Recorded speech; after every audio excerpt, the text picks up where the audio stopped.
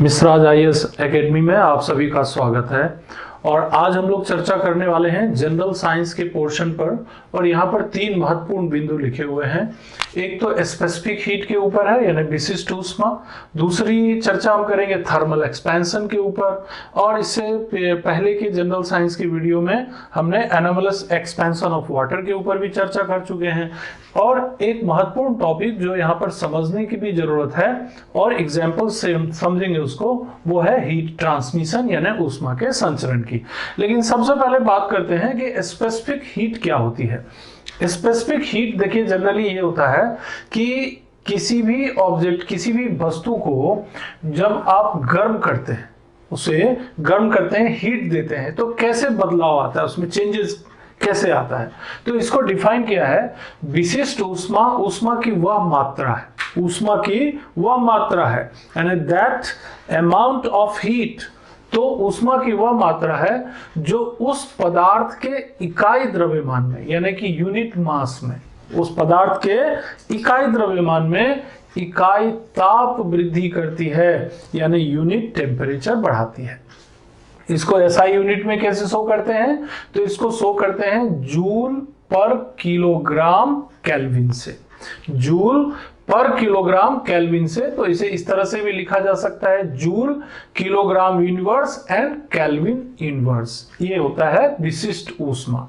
यानी विशिष्ट ऊष्मा, ऊष्मा की वह मात्रा, दैट क्वांटिटी ऑफ हीट। इसे समझने की जरूरत है कि ऊष्मा की एक मात्रा है, यानी जरूरत है कि हम किसी चीज को गर्म करने जा रहे हैं तो कितनी ऊष्मा चाहिए, ये बताने के लिए विशिष्ट ऊष्मा का कॉन्सेप्ट आता है। तो इसको और सरल भाषा में क्या कहते हैं कि पदार्थ के इकाई द्रव्यमान, यानी एक यूनिट मास को लेते हैं, यूनिट मास में कितना टेम्परेचर बढ़ाना है, तो यूनिट टेम्परेचर बढ़ाना है। तो यूनिट मास के यूनिट टेम्परेचर को बढ़ाने के लिए जितनी ऊष्मा चाहिए, जितना हीट चाहिए हमको, वही हो जाता है स्पेसिफिक हीट। और इसकी यूनिट कभी कभी पूछ ली जाती है, तो आप इसे ध्यान रखिएगा, joule kilogram inverse and kelvin inverse, यानी किलोग्राम और केल्विन नीचे रहेगा, जूल ऊपर रहेगा। अब इसे पानी के संदर्भ में, जल के संदर्भ में समझिए आप, तो आसान हो जाएगा। 1 ग्राम पानी का ताप, यानी 1 ग्राम पानी लेते हैं, मास कितना रहेगा पानी का? 1 ग्राम। ताप कितना बढ़ाना है? तो 1 डिग्री सेल्सियस बढ़ाना है, 1 डिग्री सेल्सियस। 1 कैलोरी ऊष्मा की आवश्यकता होती है। अब देखिए 3 यहां पर फिजिकल क्वांटिटी हमारे पास है। 1 ग्राम पानी, 1 डिग्री सेल्सियस टेम्परेचर बढ़ाना है, और ऊष्मा कितनी चाहिए? तो 1 कैलोरी ऊष्मा की आवश्यकता होती है। तो जल की विशिष्ट ऊष्मा धारिता यानी स्पेसिफिक हीट कैपेसिटी कितनी हुई? 1 कैलोरी पर gram degree Celsius. 1 calorie, 1 calorie पर ग्राम डिग्री सेल्सियस, ये इसकी यूनिट हो गई किसकी? स्पेसिफिक हीट की। तो इस तरह से आप इसे समझ सकते हैं। एग्जाम्पल देखिए आप, पानी जो है, पानी, उसको सबसे ज्यादा स्पेसिफिक हीट की आवश्यकता होती है, सबसे ज्यादा विशिष्ट ऊष्मा की आवश्यकता होती है। और भी एग्जाम्पल लिखे हुए हैं, देखिए आइस को अगर आपको गर्म करना है तो 2100 joule kilogram inverse kelvin inverse की जरूरत होगी। आप मरकरी को गर्म करेंगे तो 140 joule kilogram inverse kelvin inverse की आवश्यकता होगी। लोहे को गर्म करेंगे तो 460 joule kilogram inverse kelvin inverse की आवश्यकता होगी। और पानी को गर्म करेंगे तो 4200 joule kilogram universe kelvin inverse की आवश्यकता होगी। तो यहां पर क्वेश्चन ये बन जाता है कि आपको 4 एग्जाम्पल दिए रहेंगे कि निम्न में से किसमें सबसे ज्यादा विशिष्ट ऊष्मा किसकी होती है, स्पेसिफिक हीट किसकी सबसे ज्यादा होती है? तो वहां पर आपका जवाब होगा वाटर, पानी। और अगर मान लीजिए ये सबका वैल्यू दे दिया कि भाई ये जो है match the column ice, iron, mercury, water, तो आप मैच कर सकते हैं। यहां पर देखिए आयरन का जो है 460 जो है joule kilogram inverse kelvin inverse है। मरकरी का यहां पर इन चारों में सबसे कम है और आइस का जो है वाटर की तुलना में कम है। आइस का वाटर की तुलना में कम है, 2100 joule kilogram inverse kelvin inverse है। तो ऐसे बहुत से एग्जाम्पल दिए जा सकते हैं, मैंने समझने के लिए यहाँ पर 4 आपको एग्जाम्पल देकर के बताए। मेन बात निकल के ये आती है कि अगर हमें पानी को गर्म करना है तो कितनी विशिष्ट ऊष्माधारिता स्पेसिफिक हीट की आवश्यकता होगी। तो इसको डिफाइन कर सकते हैं कि जल की विशिष्ट ऊष्माधारिता जो है वो 1 कैलोरी पर ग्राम डिग्री सेल्सियस होती है। और ये विशिष्ट ऊष्माधारिता होती क्या है, तो 1 ग्राम पानी को 1 डिग्री सेल्सियस तापमान बढ़ाने के लिए 1 कैलोरी की आवश्यकता होती है। तो इस तरह से ये स्पेसिफिक हीट हो गया। अब हीट का एक और एप्लीकेशन जो हम लोग देखने में आता है वो है थर्मल एक्सपेंशन। थर्मल एक्सपेंशन मतलब होता है ऊष्मीय प्रसार। जनरली जैसे किसी भी चीज को आप गर्म करेंगे तो उसमें एक्सपेंशन होता है। मान लीजिए कोई सॉलिड लेते हैं, लोहा लेते हैं या कोई कॉपर लेते हैं या कोई भी मेटल लेते हैं, आप उसे गर्म करेंगे तो क्या होगा, एक्सपेंशन होगा। क्यों होगा एक्सपेंशन, क्योंकि उसके एटम्स में गतिशीलता बढ़ेगी, उसके मॉलिक्यूल्स में गतिशीलता बढ़ेगी तो एक्सपैंड होगा, वो फैलेगा। ये प्रॉपर्टी है किसी भी मटेरियल की, ये प्रॉपर्टी, तो इसी को बोलते हैं थर्मल एक्सपेंशन, है ना, इसको थर्मल एक्सपेंशन कहते हैं। अब थर्मल एक्सपेंशन में देखिए 3 चीजें आती है यहाँ पर, ये फॉर्मूला आपको काम आएगा, एग्जाम में पूछा जाता है कभी कभी। क्या होता है, किसी वस्तु को गर्म करने पर उसकी लंबाई, क्षेत्रफल और आयतन, इन तीनों में वृद्धि होती है। अगर आप किसी भी ऑब्जेक्ट को गर्म करेंगे तो एक तो लंबाई, लेंथ में वृद्धि होगी, देन एरिया में वृद्धि होगी, और एक चीज जो जरूरत होगी वो है वॉल्यूम में वृद्धि होगी। यानी all 3 physical quantity will increase in length, in area and in volume. ठीक, अब ये जो है ना, इनका अलग अलग नाम होता है। जैसे लंबाई में वृद्धि होगी तो उसको बोलते हैं linear expansion coefficient. Linear expansion coefficient Hindi में भी लिखा हुआ है रेखीय प्रसार गुणांक, इसको अल्फा कहते हैं। क्षेत्रफल में वृद्धि क्षेत्रीय प्रसार गुणांक कहलाता है। Increase in area that is the area expansion coefficient, इसको आप बोलते हैं beta. Beta is the symbol, beta symbol है, इससे शो करते हैं।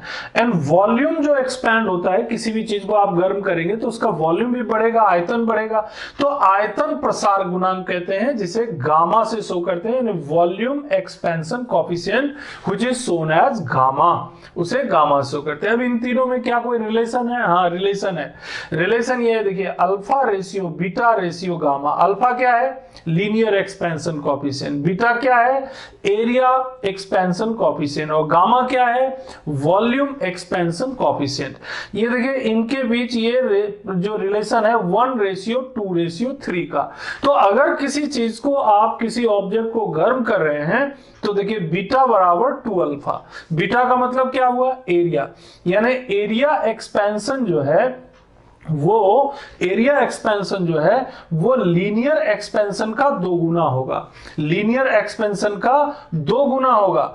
और जो वॉल्यूम एक्सपेंशन है वो उसके लीनियर एक्सपेंशन का 3 गुना होगा। लीनियर एक्सपेंशन का 3 गुना होगा। तो इसी को आप ये मैथमेटिकल फॉर्मूला में देख लीजिए, beta is equal to 2 alpha, gamma is equal to 3 alpha. ये हो गया इसका थर्मल एक्सपेंशन। तो इतना आपके इसके ऊपर भी क्वेश्चन बन सकता है कि अगर किसी ऑब्जेक्ट को गर्म किया जाता है तो what is the relation between the linear expansion and the volume expansion?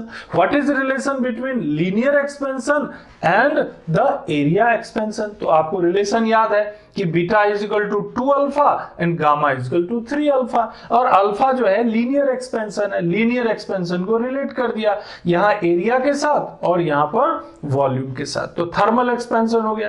देखिए, पानी का असामान्य प्रसार जो है, एनोमलस एक्सपेंशन ऑफ वाटर, ये अलग से हमने एक वीडियो में कराया हुआ है, तो आप लोग उस वीडियो को एक बार देख सकते हैं। बहुत अच्छे तरीके से उसको समझाया हमने कि किस तरह से पानी में असामान्य प्रसार होता है। क्योंकि जनरली होता ये है कि पानी की जो डेंसिटी होती है ना, वो डेंसिटी 4 डिग्री सेल्सियस पर मैक्सिमम हो जाती है, मैक्सिमम ऑन 4 डिग्री सेल्सियस। और 4 डिग्री सेल्सियस के बाद आप उसे गर्म करेंगे तो क्या होने लगता है, उसका जो डेंसिटी वो कम होने लग जाता है, डेंसिटी रिड्यूसेस।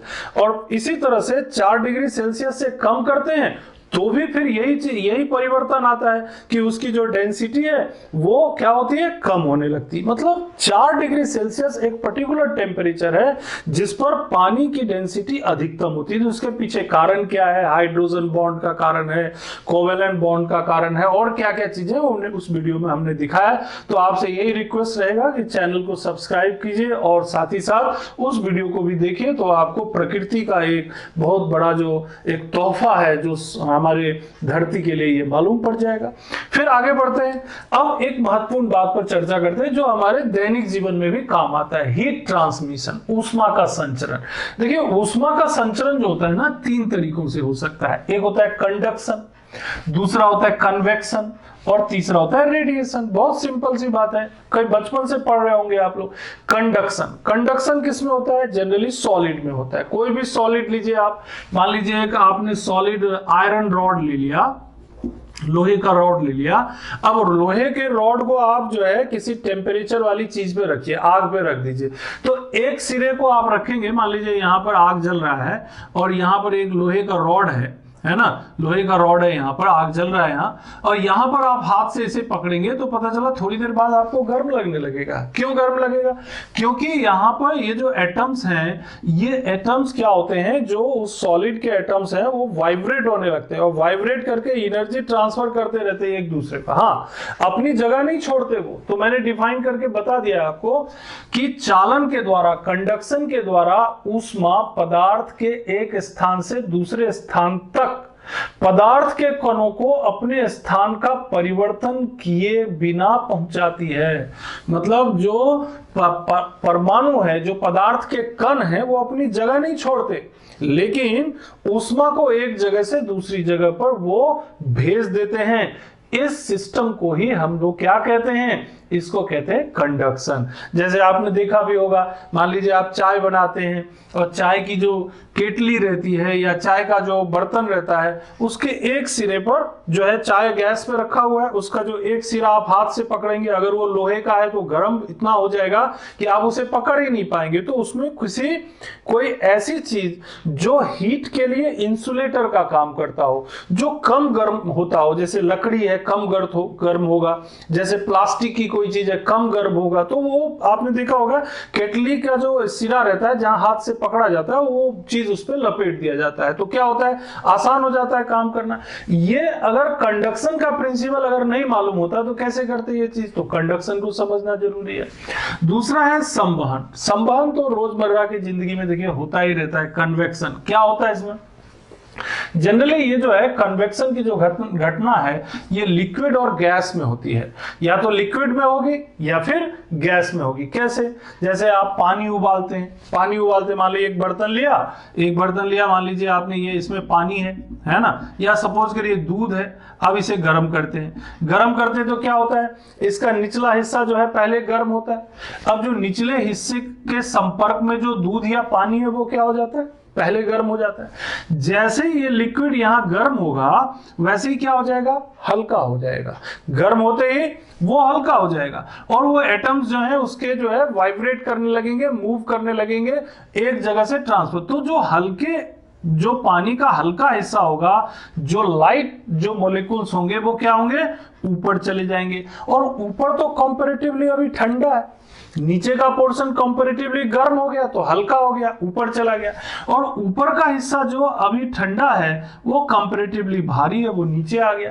यही चीज, इसी को बोलते हैं हमने कि पानी का उबलना या दूध का उबलना। वो जो ऊपर नीचे आपको होते हुए दिख रहा है ना, वो इसी फिजिक्स के इसी कॉन्सेप्ट पर आधारित है। तो ये बन गया आपका पानी या दूध का उबलना। ये जो है हमारा कन्वेक्शन का उदाहरण है। इसको डिफाइन कैसे करेंगे, ऊष्मा का संचरण पदार्थ के कणों के स्थानांतरण के द्वारा होता है। इसमें जो है जो पदार्थ के कण है, पार्टिकल्स हैं, वो ट्रांसफर होते हैं एक जगह से। अभी बताया ना, ये जो पानी के पार्टिकल्स हैं ये ऊपर चले गए क्योंकि ये ठंडा, ये गर्म हो गए, गर्म होने के बाद ये ऊपर गए हल्के होने के बाद।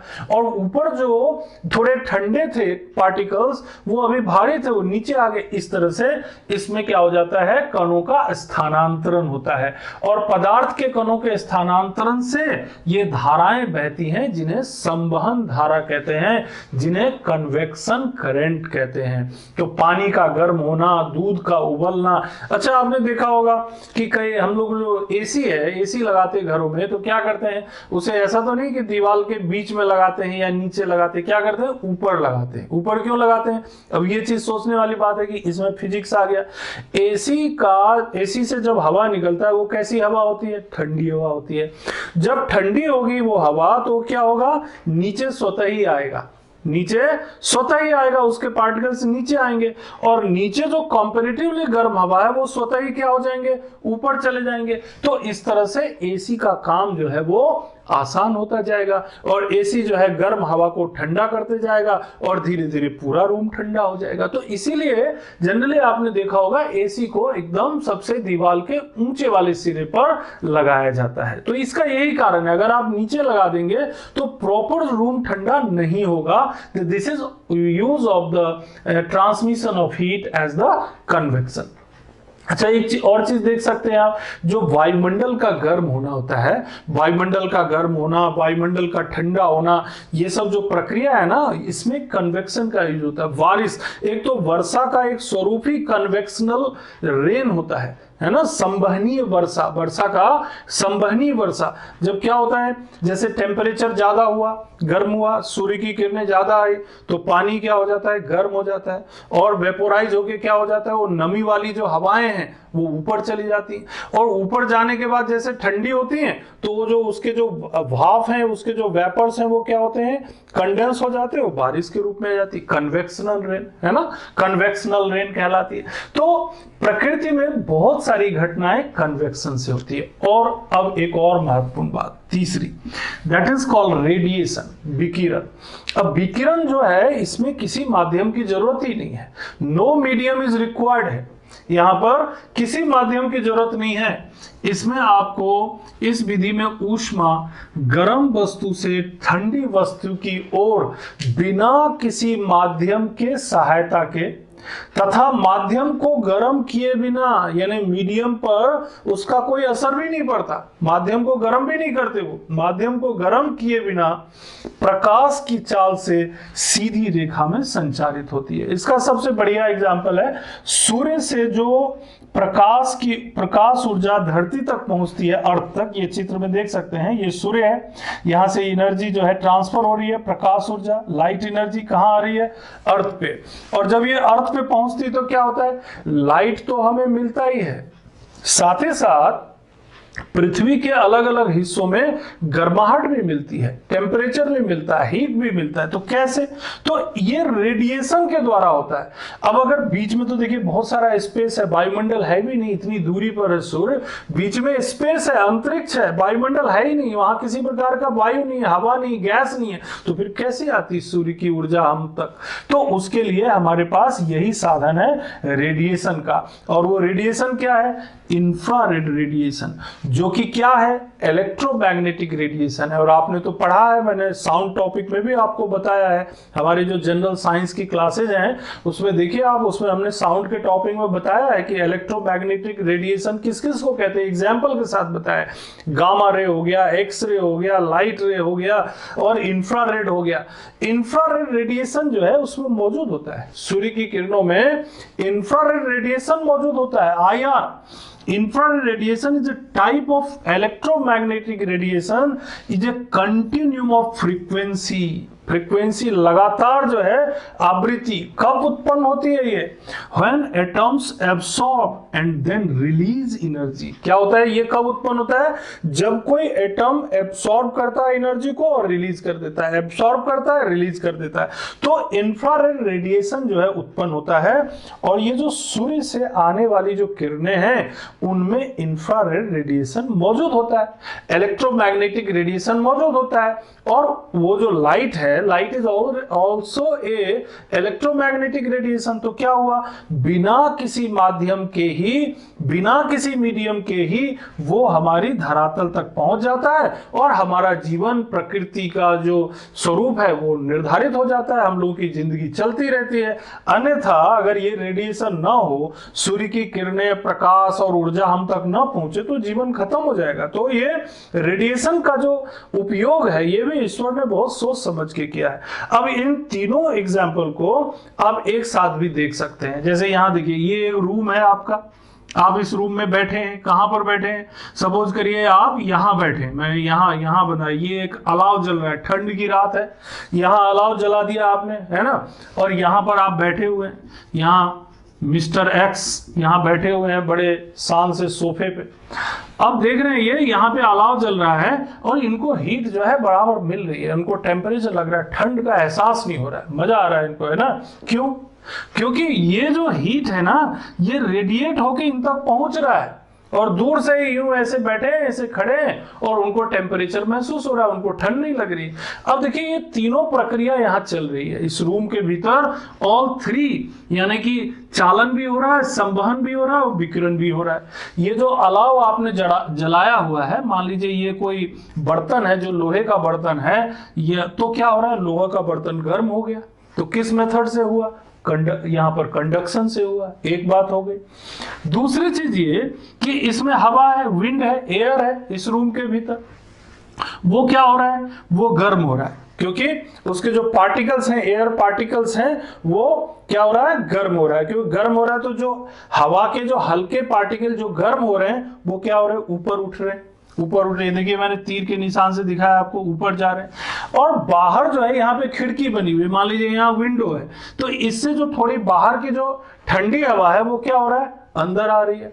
ये अंदर आ रही, लेकिन अंदर आ रही तो क्या है, ये हैवी है, जो ठंडी हवा है वो भारी है, ये नीचे बैठ रही है, लेकिन यहां पर तो अलाव जल रहा है, फिर उन पार्टिकल्स को क्या कर दे रही है, वो गर्म कर दे रही है, और जैसे ही वो गर्म किया वो फिर हल्की हो जाती है, फिर ऊपर चली जाती है, और ये भाई साहब को यहां पर जो है गर्माहट का एहसास हो रहा है। तो विकिरण का भी इस्तेमाल हो गया, रेडिएशन के माध्यम से इनको टेम्परेचर यहां तक पहुंच रही है।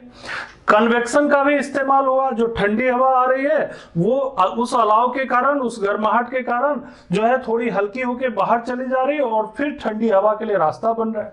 और जो अलाव जिसमें जलाया हुआ है, जिस बर्तन में आपने रखा हुआ है, वो अगर लोहे का या किसी भी पदार्थ का, स्टील का है, और वो जो गर्म हो रहा है वो कंडक्शन का उदाहरण हो गया। तो इस तरह से चालन, संवहन और विकिरण की घटना एक साथ आप देख सकते हैं। अब इस पूरे टॉपिक को एक बार रिव्यू कर लेते हैं। बहुत महत्वपूर्ण बात जो है फिजिक्स के इस टॉपिक के अंतर्गत हमने देखा, सबसे पहले स्पेसिफिक हीट के ऊपर बात की, और इसमें आपको याद रखना है कि पानी का स्पेसिफिक हीट जो है, वाटर का स्पेसिफिक हीट कितना है, तो इसको ध्यान रखिएगा, 4200 joule kilogram inverse and kelvin inverse है। ये चीज आप अगर ने याद रख लिया तो आपको एक क्वेश्चन किसी भी एग्जाम में काम आ सकता है। दूसरा, थर्मल एक्सपेंशन में क्या याद रखना है, थर्मल एक्सपेंशन में ये याद रखना है, बीटा बराबर 2 अल्फा और गामा बराबर 3 अल्फा, है ना, 3 अल्फा। अब ये अल्फा बीटा गामा क्यों याद रखना है, अल्फा बीटा गामा इसलिए कि कोई भी ऑब्जेक्ट है उसे आपने गर्म किया तो 3 तरह का एक्सपेंशन होगा, लंबाई, उसको रेखीय प्रसार गुणांक, लीनियर एक्सपेंशन कहेंगे अल्फा, उसका एरिया एक्सपेंशन कोफिशिएंट कहेंगे, जिसको कहेंगे क्षेत्रफल वृद्धि, क्षेत्रीय प्रसार गुणांक जिसको कहेंगे बीटा, और वॉल्यूम जो है आयतन प्रसार गुणांक यानी वॉल्यूम एक्सपेंशन कोफिशिएंट कहेंगे गामा। और इनका रिलेशन याद रखिएगा, जो बीटा होगा यानी कि जो क्षेत्रफल प्रसार गुना होगा वो रेखीय प्रसार गुना का 2 गुना, और जो वॉल्यूम एक्सपेंशन होगा, वॉल्यूम एक्सपेंशन कोफिशिएंट होगा, वो लीनियर एक्सपेंशन कोफिशिएंट का 3 गुना होगा। इस तरह से आगे बढ़ते हुए और ये ऊष्मा के संचरण में चले जाइए। हीट ट्रांसमिशन, तो चालन तो बहुत सिंपल था, कोई भी सॉलिड को गर्म करते हैं तो आप देखते होंगे कि भाई ये जो है एक सिरे को गर्म करते दूसरे में चला जाता है। हाँ, इसमें जो पार्टिकल्स हैं वो अपनी जगह को नहीं छोड़ते हैं और इस तरह से ये जो है एनर्जी को ट्रांसफर करते हुए, हीट एनर्जी को ट्रांसफर करते हुए एक सिरे से दूसरे सिरे तक पहुंचा देते हैं। ठीक, कन्वेक्शन में प्रकृति के बहुत सारे एग्जाम्पल, जिनमें वर्षा का उदाहरण उदाहरण भी मैंने रेन का उदाहरण बताया, एसी का उदाहरण बताया, पानी और दूध का उबलना भी बताया। ये सब चीजें जो है इसमें होती है। लिक्विड और गैस में जनरली कन्वेक्शन होता है ना, वहां पे कंडक्शन नहीं होता है, ये चीज ध्यान रखिएगा। और विकिरण जो है इसके लिए तो भाई इसमें जो है हीट का ट्रांसफर होता है, लेकिन इसमें किसी माध्यम की जरूरत नहीं होती है। तो आपको यहाँ पर मैंने सूर्य से पृथ्वी तक जो एनर्जी आती है, जो इंफ्रारेड रेडिएशन उसमें मौजूद रहता है, तो वो किस तरह से हमारे लिए उपयोगी होता है वो भी हमने आपको बताया है ना। और तीसरा जो आपको यहाँ पर इंपॉर्टेंट चीज आपने पढ़ा वो ये कि एक ही घटना से, जैसे कि अलाव जलाने की घटना से, इन तीनों चीजों को एक साथ कैसे महसूस किया जाता है। चालन भी हो रहा है, संवहन भी हो रहा है और विकिरण भी हो रहा है, रेडिएशन भी हो रहा है। इसको भी हमने यहां पर समझ लिया है। तो आप लोगों से यही रिक्वेस्ट रहेगा कि चैनल को सब्सक्राइब कीजिएगा, कमेंट, लाइक और शेयर करिएगा हो सके तो, और हमें इस तरह से मोटिवेट करते रहिएगा कि हम और महत्वपूर्ण वीडियो आप तक पहुंचा सकें। धन्यवाद।